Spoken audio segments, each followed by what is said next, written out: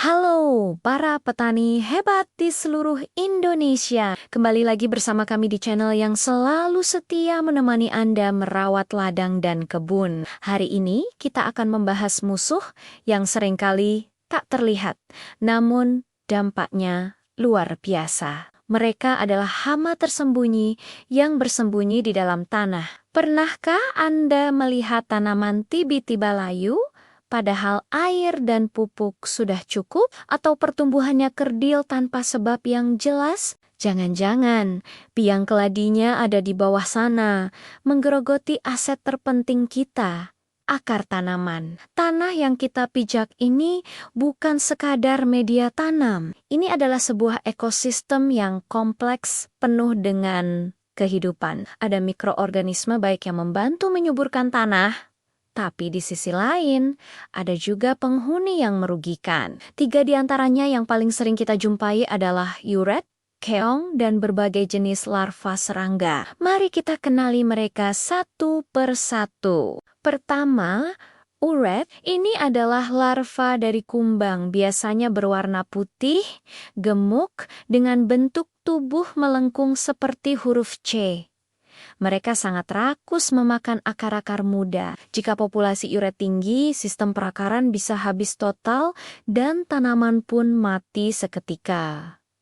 Selanjutnya, ada keong. Bukan hanya keong mas yang menyerang di permukaan air, tapi banyak juga jenis keong darat yang hidup di dalam atau di permukaan tanah yang lembab. Mereka memakan pangkal batang, tunas muda, dan juga akar yang dekat dengan permukaan. Serangan keong seringkali membuat tanaman patah di bagian pangkalnya, terutama pada fase bibit. Terakhir, berbagai macam larva, seperti larva lalat bibit atau agromizid. Ukurannya kecil, seringkali luput dari pandangan, tapi mereka masuk ke dalam jaringan akar dan batang, membuat terowongan sambil memakan isinya dari dalam. Gejalanya mirip seperti kekurangan nutrisi, daun menguning, dan akhirnya layu. Serangan dari ketiga hama ini punya satu kesamaan. Mereka merusak dari bawah. Akar adalah mulut bagi tanaman. Jika mulutnya rusak, bagaimana tanaman bisa makan dan minum? Nutrisi dan air tidak akan bisa terserap dengan maksimal. Akibatnya, pertumbuhan tanaman menjadi lambat, daun menguning, gampang terserang penyakit lain, dan yang paling kita takutkan, hasil panen anjlok drastis. Masalahnya, karena mereka ada di dalam tanah, kita seringkali baru sadar ketika kerusakan sudah parah. Itulah mengapa kita menyebutnya musuh dalam selimut. Lalu, bagaimana cara kita melawan mereka tanpa harus merusak rumah mereka, yaitu tanah itu sendiri? Tenang. Alam sudah menyediakan solusinya. Kita bisa mulai dengan metode pengendalian alami yang ramah lingkungan. Salah satu jagoan kita adalah jamur entomopatogen. Kedengarannya rumit ya. Sederhania.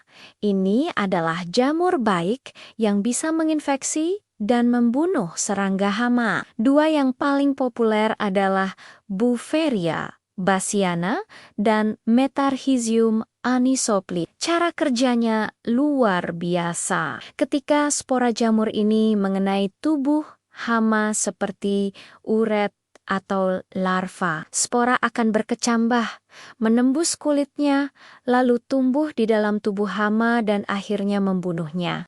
Kelebih, jamur ini sangat spesifik menyerang serangga dan aman untuk mikroba, baik di dalam tanah, cacing, dan organisme menguntungkan lainnya. Jadi, kita bisa membasmi hama tanpa mengganggu keseimbangan ekosistem tanah. Cara aplikasinya pun cukup mudah. Jamur ini biasanya tersedia dalam bentuk tepung. Kita bisa mencampurkannya dengan pupuk kandang atau kompos saat persiapan lahan. Dengan begitu, jamur akan tersebar merata di dalam tanah, siap menyergap hama yang muncul. Atau bisa juga dengan cara dikocorkan di sekitar area perakaran tanaman. Dengan rutin mengaplikasikan jamur ini, kita sedang membangun pasukan penjaga di dalam tanah kita. Selain itu, praktik sanitasi lahan juga penting. Sisa-sisa tanaman yang membusuk bisa menjadi tempat persembunyian dan sumber makanan bagi hama. Jadi, pastikan lahan selalu bersih setelah panen. Pengolahan tanah yang baik dengan cara dibajak atau dicangkul juga membantu mengekspos uret dan larva ke permukaan, sehingga mereka bisa dimakan oleh predator alami seperti burung. Namun, kita harus realistis. Terkadang, serangan hama sudah begitu masif sehingga pengendalian alami butuh waktu lebih lama untuk menunjukkan hasil. Di situasi darurat seperti ini, penggunaan insektisida kimia bisa menjadi pilihan, tapi tunggu dulu, jangan asal semprot. Menggunakan kimia di tanah itu seperti pisau bermata dua. Jika salah, bukan hanya hama yang mati, tapi seluruh kehidupan di dalam tanah, termasuk mikroba baik yang sudah kita jaga, bisa ikut musnah. Tanah pun menjadi mati dan tidak subur lagi. Kuncinya adalah memilih insektisida yang tepat dan menggunakannya dengan bijak. Pilihlah insektisida tanah yang bersifat sistemik atau kontak, dengan bahan aktif yang direkomendasikan untuk hama sasaran kita. Baca labelnya dengan teliti. Dosis harus pas, tidak kurang dan tidak lebih. Waktu aplikasi juga sangat menentukan. Waktu terbaik adalah saat pengolahan tanah sebelum tanam atau pada awal masa tanam. Insektisida dicampurkan dengan tanah sehingga langsung mengenai target dan tidak mudah tercuci oleh air hujan. Dengan cara ini, kita bisa menekan populasi hama sejak awal tanpa terlalu banyak mengganggu aktivitas mikroba baik yang biasanya berkembang pesat saat tanaman sudah tumbuh besar. Selalu gunakan alat pelindung diri lengkap saat mengaplikasikan pestisida.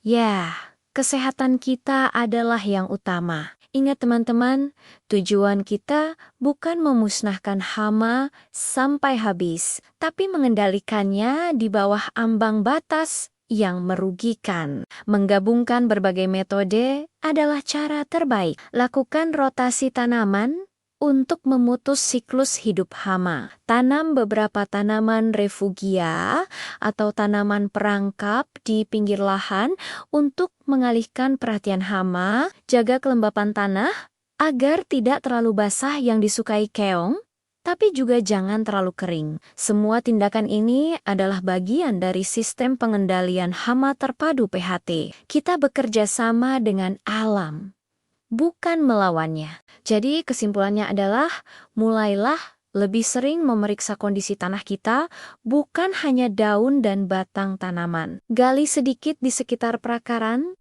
lihat apakah ada tamu tak diundang di sana. Prioritaskan pengendalian alami dengan memanfaatkan jamur baik seperti Beauveria atau Metarhizium untuk membangun pertahanan jangka panjang. Gunakan insektisida kimia hanya sebagai pilihan terakhir. Dengan sangat hati-hati, terukur, dan tepat sasaran. Karena merawat tanah sama pentingnya dengan merawat tanamannya. Tanah yang hidup, yang kaya akan mikroorganisme baik, akan menghasilkan tanaman yang sehat, kuat, dan tentunya panen yang kita impikan. Mari kita jadi petani cerdas yang tidak hanya menanam, tapi juga menghidupkan tanah. Terima kasih sudah menyimak sampai akhir. Semoga informasi ini bermanfaat dan bisa langsung diterapkan di lahan Anda. Jangan ragu untuk berbagi pengalaman atau bertanya di kolom komentar di bawah ini. Diskusi kita akan sangat membantu petani lainnya. Jangan lupa tekan tombol suka jika Anda menyukai video ini. Dan yang paling penting, subscribe channel kami dan nyalakan loncengnya agar tidak ketinggalan video-video edukatif selanjutnya. Sampai jumpa di episode berikutnya. Tetap semangat dan salam hijau.